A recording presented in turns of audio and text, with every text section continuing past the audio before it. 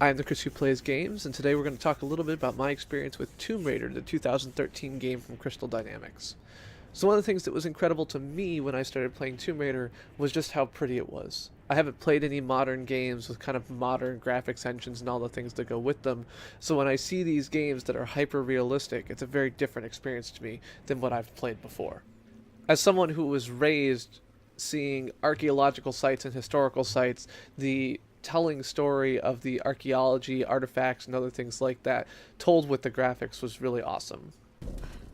But another part that was really interesting to me was just the overall effect of the mechanics. So Lara Croft plays someone who's clearly got a lot of free running experience, and although it sometimes required a suspension of disbelief, overall the experience was someone who was plausible and awesome.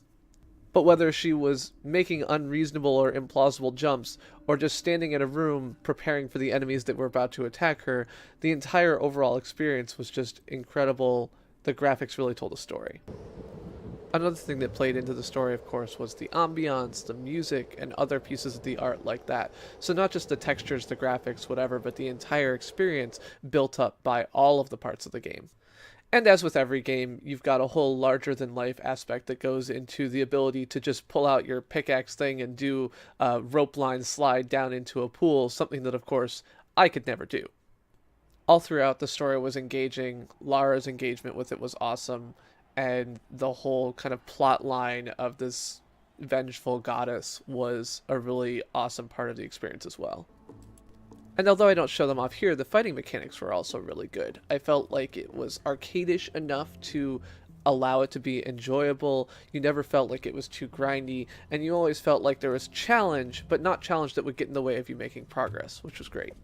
And as I found out during my most recent playthrough of Portal 2, I really enjoy World War II era ruins as a game environment.